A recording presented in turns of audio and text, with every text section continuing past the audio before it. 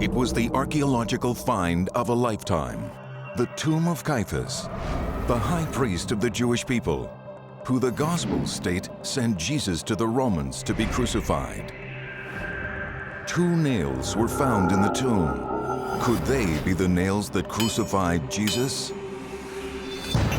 This is one of the secrets of Christianity being unearthed by investigative journalist Simcha Jacobovici. From deserts to tombs, from Rome to the Holy Land, Simcha tracks down the truth behind historical myths, long-held beliefs, and some of the greatest biblical stories ever told. In 1990, here in Jerusalem, just a few meters down this hill, workers building a park, now called the Peace Park, made the most amazing archaeological discovery. They found a 2,000-year-old burial tomb. But it wasn't just the burial tomb of anybody. It was the burial tomb of someone mentioned in the Gospels, the High Priest Caiaphas. And he's the man that, according to the Gospels, is partially responsible for sending Jesus to the cross. For nearly 2,000 years, Caiaphas's tomb was left undisturbed. Then, in 1990, construction workers stumbled upon a rather large burial site. The Israeli Antiquities Authority, or IAA, sent out archaeologists to excavate the site. What they found was a first-century Jewish tomb. Inside, there were 4 kohims, or burial niches, and inside these, there were 12 ossuaries, or bone boxes. These limestone coffins where the bones of the dead are laid included the ossuary which bears the inscription, Joseph, son of Caiaphas. That story made headlines. But here's a story that didn't make headlines. Nobody reports that, in fact, nobody knows if that tomb still exists. Archaeologists don't know if it was destroyed when the park was built. Nobody cares. And here's something else that no media whatsoever reported. Inside that tomb, they found 2 Roman nails. Wait a minute, they found 2 nails in the tomb of the man who sent Jesus to the cross and nobody reports it? Why? And what's more, where are they? The first stop in any investigation involving an Israeli archaeological site is the Rockefeller Museum in Jerusalem. It is headquarters for the Israeli Antiquities Authority. These archives house the original reports of every archaeological excavation supervised by the IAA. Simcha locates the 1990 Caiaphas Tomb archaeological file. In it, he discovers the original drawing of the tomb. He also finds the final unedited report. And this includes detailed drawings, measurements, and photographs. And although the 2 Roman nails are mentioned, there are no photographs, measurements, drawings, or any information as to their current whereabouts. The main find is the now famous ossuary inscribed with the name Joseph, son of Caiaphas. The Christian Gospels simply call him Caiaphas. The first-century historian Josephus mentions a high priest called Joseph Caiaphas. What's written on the ossuary, however, is Joseph, son of Caiaphas. Believing Josephus is closer to the truth, scholars generally agree that despite the different versions, this is the bone box of the man who sent Jesus to the cross. To understand why Caiaphas would do such a thing, we have to understand the specific historical context in which the confrontation between Jesus and Caiaphas took place. The date was 30 AD, and Judea was under Roman occupation. Even the Jewish religious elite had to answer directly to the Roman governor, Pontius Pilate. The Roman authorities had appointed Caiaphas to the high priesthood, the most prestigious and powerful position a Jew could hold. According to the Gospels, on the Jewish holiday of Passover, Jerusalem was bursting with religious fervor. And supported by a large gathering of followers, Jesus came to the temple, the holiest site in all of Judaism. He drove the cattle herders and dove sellers out, overturned the tables of the money changers. Then he warned the Romans, "Destroy this temple, and in 3 days I will raise it up."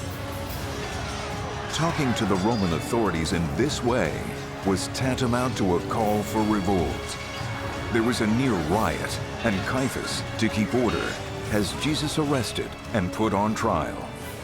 Jesus is hastily convicted of inciting opposition to the Romans and turned over to the Roman governor, Pontius Pilate. The Gospels state that Pilate sends Jesus to the cross and famously washes his hands of the deed. Caiaphas is left to bear the burden.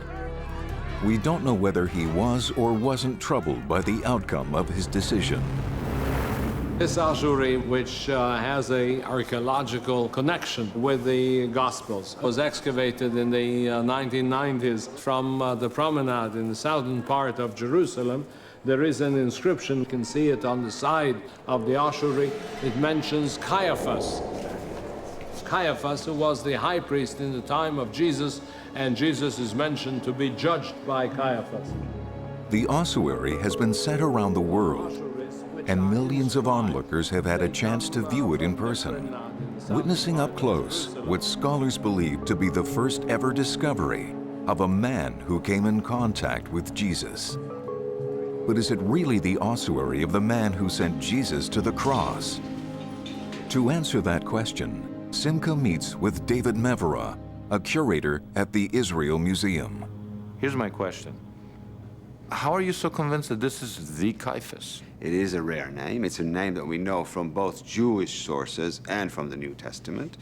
And it is good in dating and timing for that period. And the most elaborate ossuary, very luckily for us, had twice an inscription on it, naming Joseph, son of Caiaphas, the one that we know from the New Testament. So it's definitely the tomb, as all tombs were, of a clan. It's a priestly clan.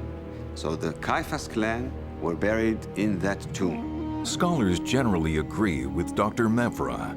Caiaphas is a rare name, and the ossuary is very ornate, befitting a high priest. But what happened to the nails found inside the tomb?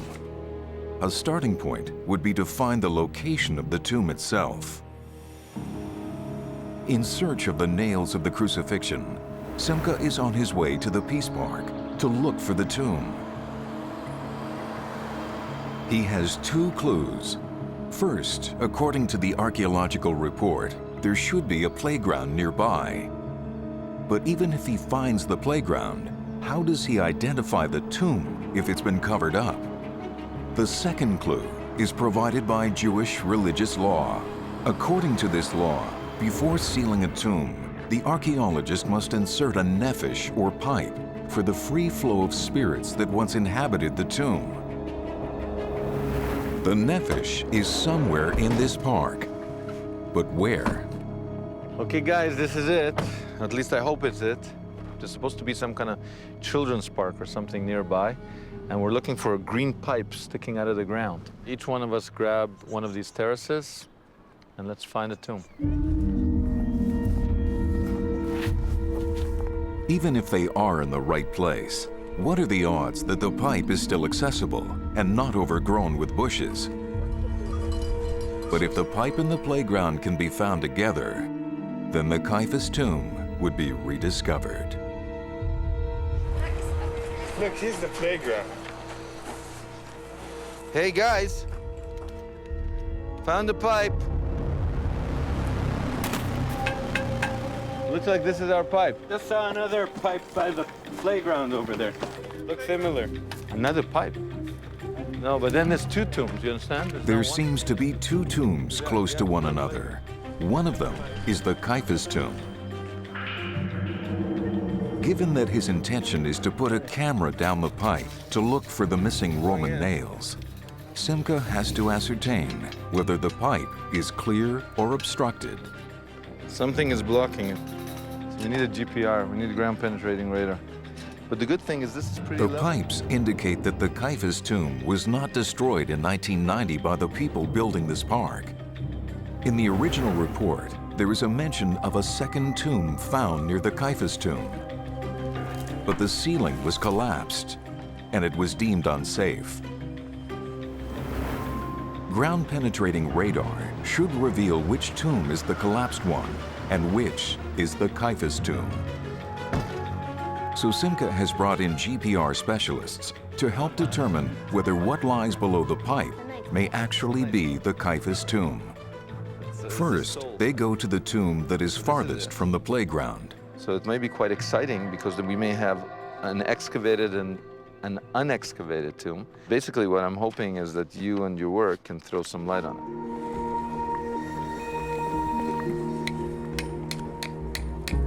Ground-penetrating radar can be used to determine whether areas below the surface hold ancient archaeological sites. Go! GPR works by bouncing sound waves through rock. Okay, next line.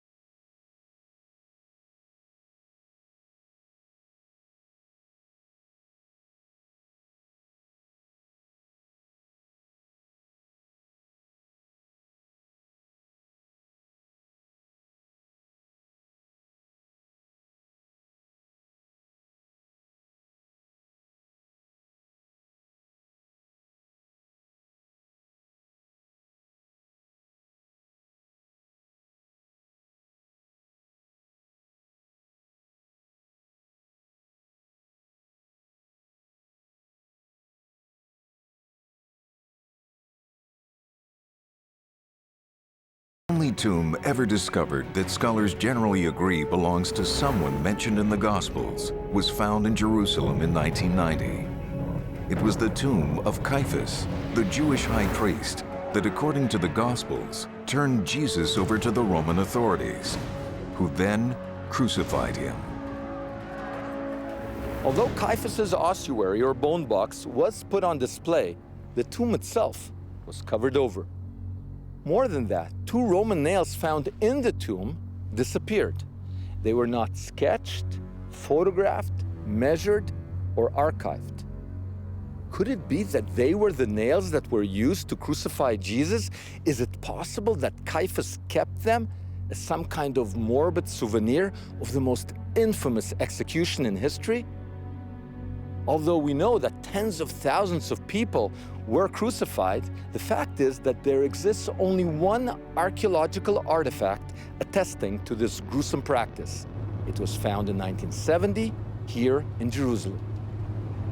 The artifact is a crucified heel, now being kept in a lab at Tel Aviv University. When it was found, it made international headlines.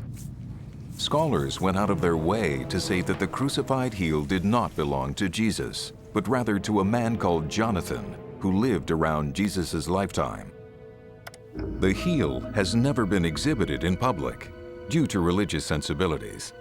Nonetheless, Professor Hershkovitz agrees to show it to Simcha. Yes. This is the original. This is the only evidence we have for crucifixion In the world. in the world. I know it's very popular these days to say that they use some kind of ropes to tie the crucified person to the crossbar, but in a way this doesn't make sense because you can't do crucifixion without bloodshed. The whole philosophy, it's humiliation and punishment. I myself, I disregard the story of ropes. You know, for crucifixion, I think they were using nails. They were using probably short nails for the palm of the hand and longer nails for the heel bone. Classic Jesus painting one going through the hand is more accurate. I believe so. According to Professor Hershkovitz, we learn from the crucified heel bone that there were at least 4 crucifixion nails used, 2 on the heels on either side of the upright post. and at least 1 or 2 on each hand. And we now know from the heel bone that nails had to be at least 12 centimeters long for the heels, but we still don't know how big the hand nails had to be. Now that Simcha knows what a crucifixion nail looks like, he heads back to the Rockefeller Museum. Archaeology is all about context and clusters of artifacts. If Simcha is ever going to figure out the mystery of the missing nails from the Caiaphas tomb, and whether they might be the nails of the crucifixion, he has to find out what other artifacts were found with the nails. And here, there is no lack of detailed information. Including the nails, the report lists 5 items. All of them have to do with the afterlife. The first find mentioned is an oil lamp. Oil lamps were used to commemorate the dead. The second artifact is a glass perfume bottle. These expensive bottles were associated with women. Unlike today, each woman had her own perfume mixture, so it is likely that the scent of a woman was associated with her soul. After all, perfume is associated with scent, and scent, in Jewish tradition, is associated with the afterlife. The next item is the most surprising. One would not expect to find it in the tomb of a Jewish high priest. It is a Roman coin found in the skull of a woman buried in the tomb. A coin in the skull is common to pagan burials, not Jewish ones. Coins were placed under the tongue of the deceased so that the soul of the dead could pay the boatman when crossing the mythical river Styx in Hades. After the flesh rotted, the coin fell into the skull. The presence of the coin in the skull shows that this family of Jewish high priests were influenced by Roman burial practices. So the coin was also associated with the afterlife. And then there were the nails. What possible connection could they have with the afterlife? As it turns out, in first century Judaism, only one type of nail was associated with the afterlife: nails used in crucifixion. They were considered to be a powerful talisman, protecting their owner in this life and the next. Taken together, the ossuary, the lamp, the glass bottle, and the coin all tell the same story: an obsession with the afterlife. It seems the only reason that nails would be part of this cluster is that they were used to crucify someone. And since Caiaphas is associated with only one crucifixion, could they be the nails that were driven into Jesus?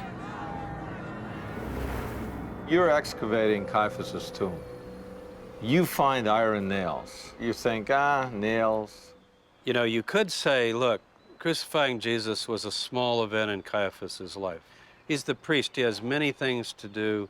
Jesus was not important. He's important to us, but to him, he was just one more guy he got rid of. I don't think that's the case. He might not have known the day it happened, this is going to become the biggest thing in my life. This is going to haunt me to my grave. But I think by the time he died, that act was major. So if there were crucifixion nails in the Caiaphas tomb, I don't think most of us would say, oh, well, this is just a coincidence. It's a little indication of something much bigger. To see if the nails were left in the Caiaphas tomb, Simcha is attempting to lower cameras into the so-called soul pipe. But the soul pipe over the Caiaphas tomb is blocked. Now that the GPR has shown Simcha where the Caiaphas tomb is, Simcha has to get around the blockage of the pipe. So he calls a pipe expert, namely a plumber. Because there is an elbow at the top of the pipe, Ezra the plumber can't get his equipment down. So he elects to cut a hole in the side of the pipe, just above ground level, which can later be welded shut. It looks like there's just garbage on it.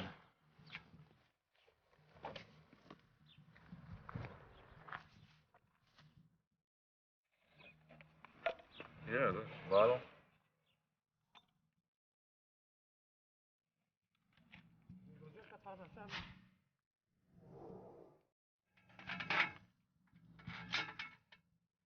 With the obstruction gone, Simcha might be able to lower a camera down the soul pipe and into the Caiaphas tomb, hopefully revealing the missing nails. That's good, it looks clear. I see the curve, it looks empty, I didn't expect it. Simcha now gathers his team that includes experts at working robotic cameras. After due preparation, they're finally ready to put a camera down the pipe. Bill Tarrant is one of these experts. All right, so go for it. All right, we're gonna go for it. His high-resolution camera, once lowered into the tomb, may detect the nails if they're still there. Okay, there we go. So hopefully you'll have beautiful images for me. Okay. Going through one pipe. There's the other part of the pipe. With these clear, high-resolution images from the camera, are Simcha and his team on the verge of finding the nails of the crucifixion? Simcha is investigating a first-century Jerusalem burial tomb, identified as the last resting place of the High Priest Caiaphas, who sent Jesus to the cross. Strangely, 2 Roman nails found in the cave, possibly associated with crucifixion, have gone missing, and the cave itself has been covered over. Simcha has located the tomb and a pipe that leads into it. In the hope of locating the nails, a high-resolution camera has been lowered into the pipe. At first, everything looks good. There's the other part of the pipe.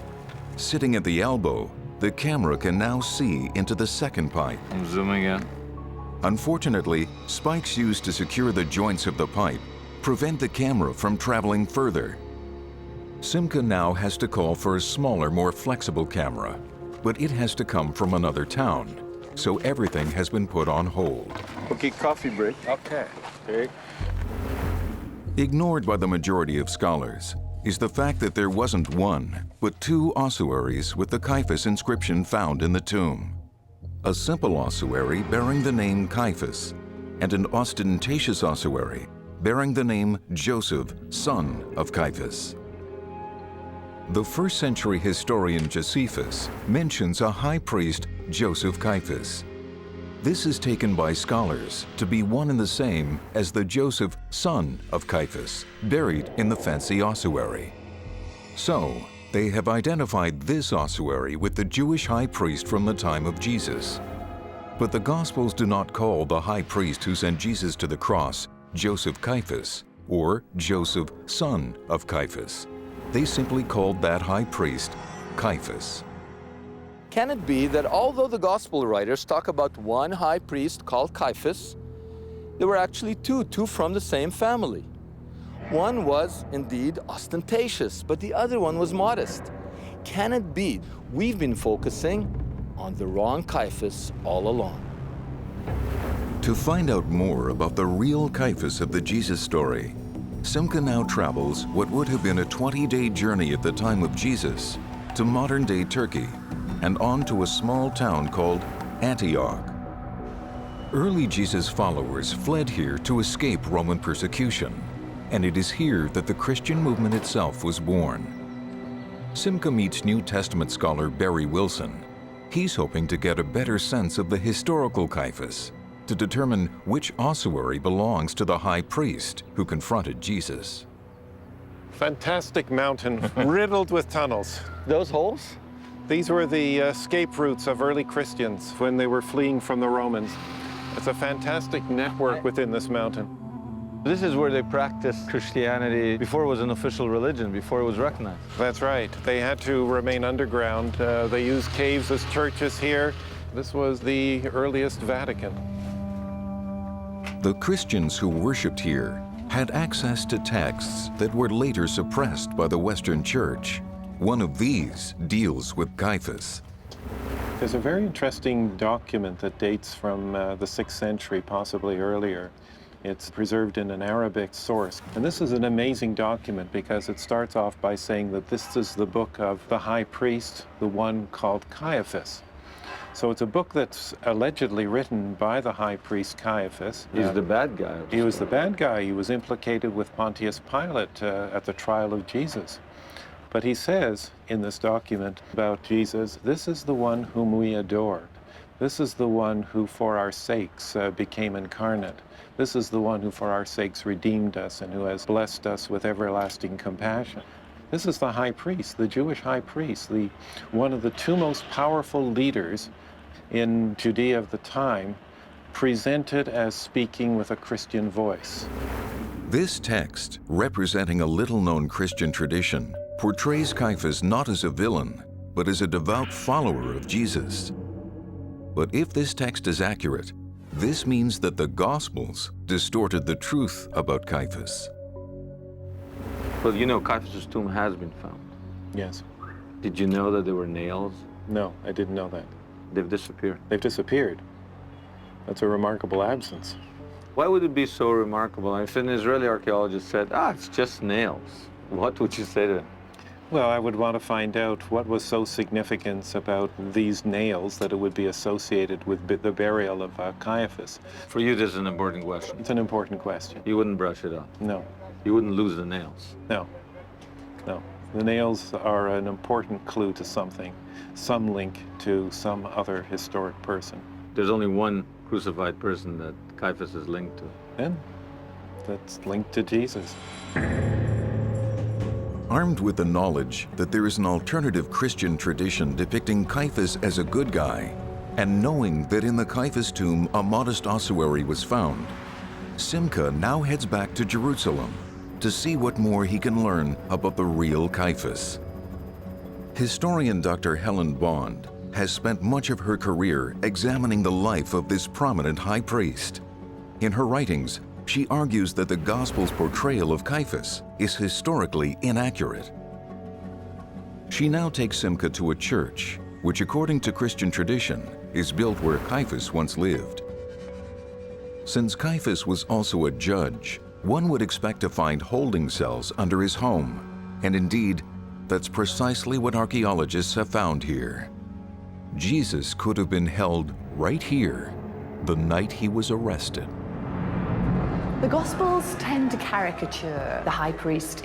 He's shown as jealous of Jesus, he's completely corrupt. The whole trial narrative in Mark's Gospel, for example, is a kangaroo court. It's a terrible picture of a Jewish high priest that comes over. It's a long way from historical accuracy. And the reason for that, I think, is that all of the Gospels are written at the end of the 1st century, at a time when Christians and Jews are starting to go their separate ways. And so in a way, Caiaphas is sort of a victim of this. He becomes caught up in all of this negativity and portrayed in a very negative way. And I think Caiaphas has suffered because of that. There's nobody particularly interested in rehabilitating him. So what if Caiaphas never meant for Jesus to be crucified, merely arrested? What if, as the alternative Caiaphas tradition suggests, he became a follower rather than a persecutor of Jesus? Perhaps by re-examining the limestone coffins, Simcha will be able to determine which Caiaphas is the one who confronted Jesus. We have now located Caiaphas' tomb by identifying a pipe that leads into it. Maybe by re-examining the ossuaries that came from that tomb, we will be able to determine whether Caiaphas is really the bad guy of the Gospels, or whether he was a good guy who took 2 of the crucifixion nails with him to the grave. To analyze and compare the 2 ossuaries, Simcha has come to the Israel Museum, where both are currently stored. He's first shown the famous ossuary scholars believe once held the bones of the historic Caiaphas. Remarkably, after 2,000 years, it's in unbelievably good shape. Look at this. I've seen a lot of ossuaries, and this is the most beautiful I've ever seen. Yeah, it is one of the most beautiful I've ever seen. Yeah, look how elaborate it is. Many of the fancier ossuaries are decorated with what scholars call rosettes. Although their exact meaning is not known, Many scholars dismiss the design as merely decorative, an ostentatious display of wealth and status.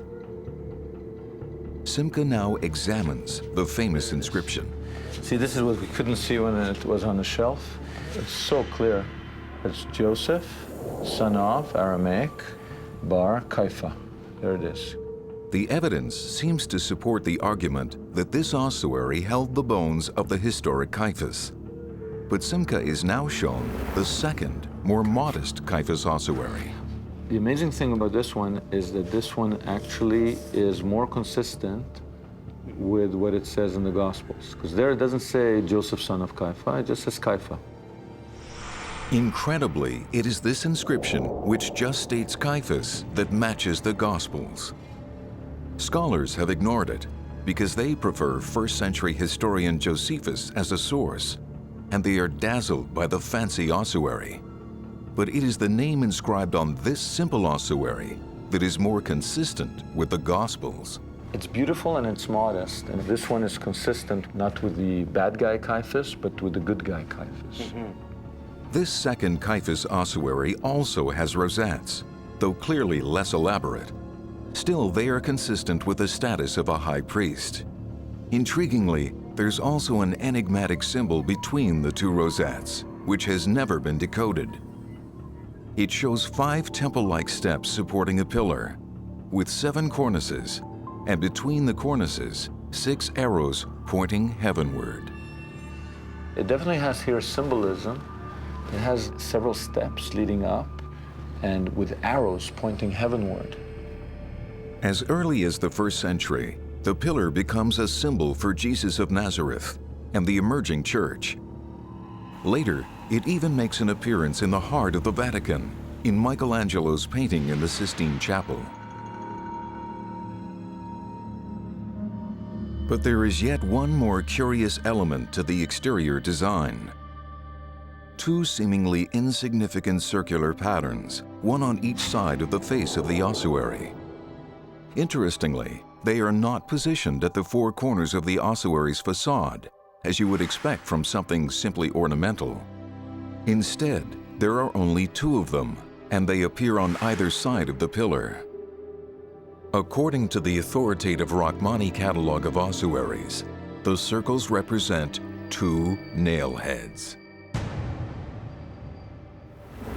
Simcha is taken aback by his discovery and realizes that he doesn't know where in the tomb the missing Roman nails were found. Were they found somewhere close to the ostentatious ossuary, or were they found closer to the more modest ossuary? Looking at the initial field report written at the tomb's discovery, the evidence is inconclusive. 1 nail was found outside the fancy Caiaphas ossuary. Incredibly, the other was found inside an ossuary. But strangely, that ossuary is not identified. Why? Could it be that it was the plain Caiaphas ossuary? What do you make of a nail in an ossuary? At all sites, anywhere in Jerusalem, I've dug right here in Jerusalem, we find 10 nails a day. But we're not in a Jewish tomb. We're in a residential area like this. I'm sure many nails were found right behind me when this was excavated. But if there's a nail in the ossuary, then it opens another possibility, that there's something like the coins in the mouth of the skull, some sort of superstition going on here. The belief attested in a number of sources that crucifixion nail has a great magical power to ward off evil, to ward off bad luck, maybe to help you in the afterlife. Can it be that it is the simple ossuary that belonged to the high priest, and that the secret of the tomb is that Caiaphas took Jesus' nails with him to the grave? To answer that, we need the nails, but the nails are missing, and there is no photograph of them in the original report. In the hope that the photographs do exist, Simcha now tracks down the original photographer of the site. The photographer is Gero Nalbandian. He was hired by the archaeologists to photograph all the artifacts found in the tomb. So your mission was to shoot all the artifacts? Yes. From the tomb? Yes. Okay, let's see what you have. That's the ossuary? Yes. This is the oil lamp. This is the coin. And the nails, did you shoot the nails? No. There were no nails? They did not show me the nails. But you asked for all the artifacts. Yes. What the artifacts it was there from the tomb, they give it to me, I photograph it. No nails? No nails, I did not see nails. So the nails mysteriously disappeared before Garrow had a chance to photograph them for the final report. Something doesn't make sense. Nails just don't disappear. Israeli archaeologists aren't bad. They're good archaeologists. These are not simple nails that were found in a wooden coffin or a building site or in a boat. These were special Roman nails in Caiaphas' tomb, one of them inside one of the ossuaries. I just can't believe that they simply disappeared. As night falls, Simcha gets back to the business of introducing a small camera in the now covered-up tomb of Caiaphas. After hours of waiting, the second camera finally arrives. It is much smaller and more flexible than the one that got stuck earlier. Called a push camera, it has a better chance of moving past the obstructions in the pipe. Working into the night, the crew is finally able to maneuver the push camera past the screws that stopped them before. Oh. Okay, okay, Abby, tilt down. More. Okay, hold it right there. There it is. I see what's going on. Here's the ground, the way they found it. They went inside and they pulled out the ossuaries, and there's the entrance. Simcha can now clearly see the outside of the tomb of the High Priest Caiaphas. But there's a problem. That is cement. Because they had to put cement here to fortify whatever they were doing. The walls are reinforced with concrete. If you can get past that, can you get past that, Abby? Can you go a little bit more? The camera probe inside the pipe that leads to Caiaphas' tomb has hit another problem. That is cement. Can you go a little bit more? Can you maneuver it to the side? More, that's it.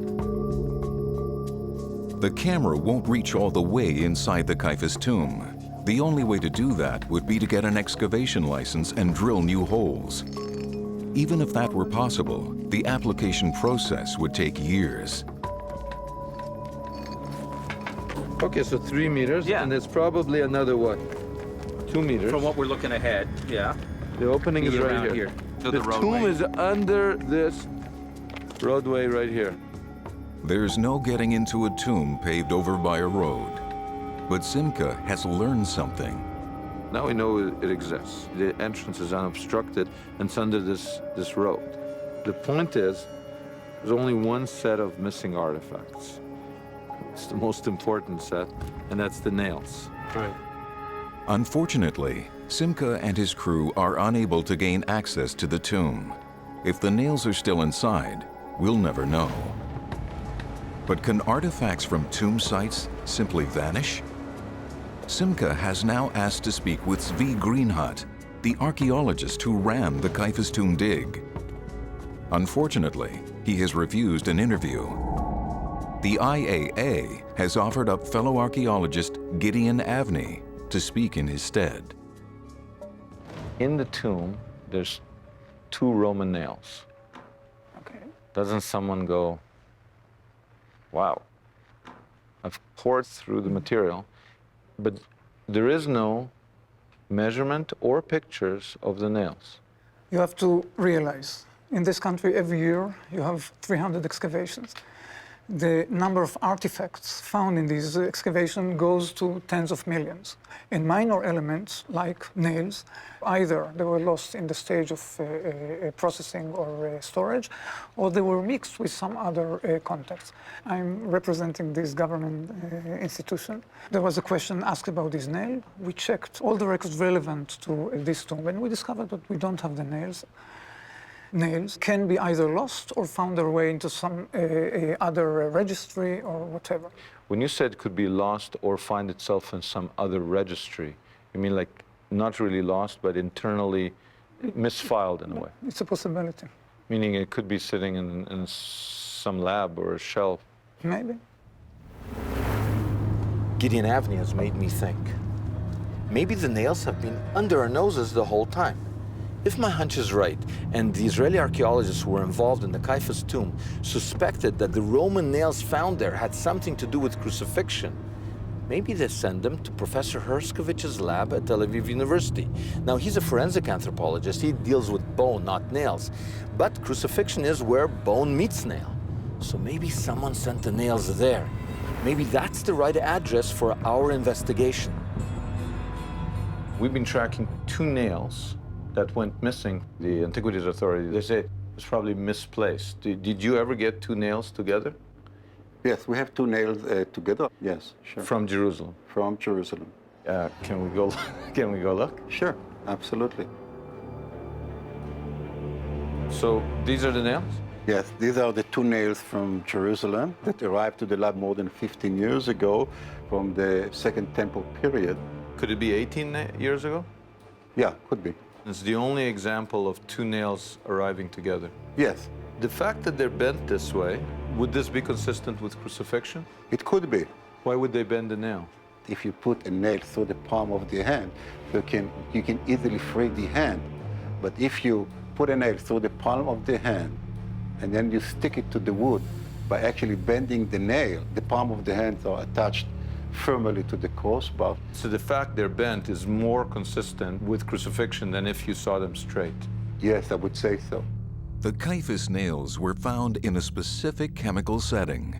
One was outside the limestone ossuaries, and one was inside an ossuary. If these are the Caiaphas nails, one should have a heavy limestone deposit collected from inside the ossuary, and one should be limestone-free, since it was found outside the ossuaries. Incredibly, that's just what Professor Herskovits finds. One doesn't have limestone on it, but the other one does. So what do you see? There are remnants of lime on the nail, you know, limestone. Most ossuaries are made of limestone. Furthermore, Professor Herskovits finds that the heads of the nails are similar to the only crucifixion nail found anywhere, which is also in Professor Herskovits' lab. So it seems that these are the missing nails. The nails which may have come from Jesus' cross. Why is nobody as excited as I am? You know, crucifixion is a very sensitive issue from the religious point of view. I believe that most people prefer to leave it aside. So it seems that religious sensitivities, not science, dictated policy towards these nails. If Caiaphas kept the nails of Jesus for whatever reasons, he felt bad, he felt it would have healing powers, he felt that this shows he has power over him, whatever, this could be the nails of the crucifixion. Here on the campus of Tel Aviv University, our investigation is complete. The fact is that the world may be looking at the wrong Caiaphas Ossuary. The man buried in the modest one may be the high priest who faced Jesus at his trial. Furthermore, I think we've made the strongest archaeological argument ever that 2 of the nails used in the crucifixion have been found. Was it the ostentatious Caiaphas who kept them as an amulet for the afterlife? Or was it modest Caiaphas who kept them as a sign of devotion? We may never know. But the fact is that these nails were found in the tomb of the man who sent Jesus to the cross.